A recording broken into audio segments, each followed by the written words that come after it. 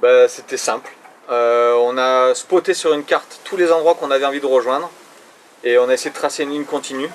Et ensuite, on a choisi les dates en fonction des saisons.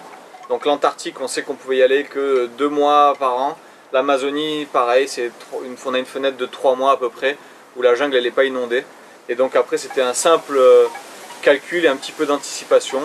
Et bien sûr, on se laissait un petit peu place à l'improvisation. Et si des fois on avait envie d'aller dans une région qui nous inspirait, ben, on pouvait changer l'itinéraire et puis y aller. C'était une discussion entre amis. Nous voici à 170 km au nord de Coyhaique, au milieu de la forêt. Et il y a 2 ans de cela, nos amis Clément et Poyo sont passés par là.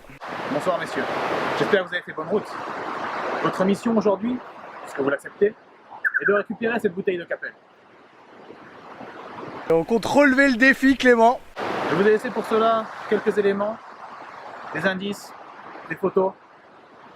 Je vous fais confiance pour trouver ce précieux joyau. On va donc essayer de récupérer la bouteille de Pisco que vous avez déposée derrière un arbre, et ceci grâce à vos petits indices. Voilà les précieux indices que nous avons notés. Le panneau. Bah, avec ça, on va s'en sortir, mec. Ah ouais, mais bien sûr. Derrière nous, le panneau. Premier indice trouvé. Ça fait 7h15 qu'on roule aujourd'hui. On a déjà fait 95 bornes et on continue de relever le défi. La bouteille de Pisco sera bientôt à nous. 100 km, nous sommes toujours dans le parc de Querlat. Et c'est la merde. Nous sommes à 1 km avant le col, donc que nous a donné un indice Clément. Mais nous ne trouvons pas le sentier, il fait noir, nos frontales ne fonctionnent pas très bien. Donc on va se coucher et demain matin on va partir à la recherche de la bouteille de Pisco. Bonne nuit les gars. Après une bonne nuit récupératrice, nous nous réveillons encore et toujours sous la pluie. Donc on peut voir que sous mon tapis de sol, il y a une petite piscine et mon duvet est mouillé, donc il est en train de sécher. Et on va se préparer tout doucement et on va être obligé de partir sous la pluie, encore une fois.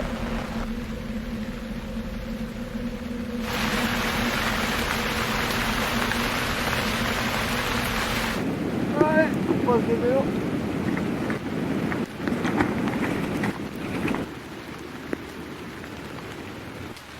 Nous voici devant l'arbre sacré. Faut voir si la bouteille est cachée là, toujours.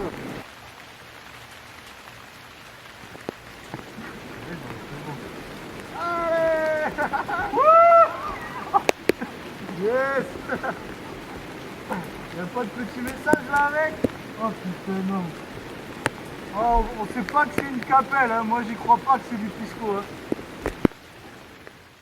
Ouais. Et à un moment donné, on n'a pas pu faire ce qu'on voulait parce que on était contraint par les visas en Chine. On a fait une rencontre exceptionnelle en fait. C'était l'oncle d'une personne qu'on avait rencontrée à Vancouver. Donc là on vient de quitter Urumqi avec nos nouveaux passeports et nos extensions de visa. Et comment on en est arrivé là? Une bien longue histoire. En fait, il n'y a plus de place dans le train. Et à vélo, pour nous, c'est impossible à cause des visas, on n'a pas le temps. Le bus, on doit faire 4 changements, on n'arrivera jamais à temps. Et ouais, parce qu'à Urumqi, on doit faire nos visas kazakhs avant que les visas chinois expirent. On a bien pensé à louer une voiture, mais il faut le permis chinois. Donc on n'a pas le choix, on doit prendre l'avion. Et l'avion c'est nul, et en plus ça coûte cher. Et puis, on a connu cet homme-là, Mr. Xiang. Grâce à qui? Ça c'est encore une longue histoire. En fait, quand on était en Patagonie, en 2011, on a rencontré Arnaud et Anouk, des voyageurs à vélo, des Suisses. Et on est devenus potes. Ils nous ont dit, hey, mais dans un an, on habitera à Vancouver. Quelques milliers de kilomètres plus loin, on est chez Nicolas. Et en fait, la maison de Nicolas, c'est une grande coloc. Et il y a Arnaud et Anouk qui habitent là. Et dans cette coloc, il y a Li Wei, une fille d'origine chinoise. Et elle aussi, c'est devenu une pote. Et quand on est arrivé à Chengdu, 1 an après Vancouver et 2 ans après la Patagonie, et ben elle nous a simplement dit « Allez voir mon oncle, Monsieur Xiang ».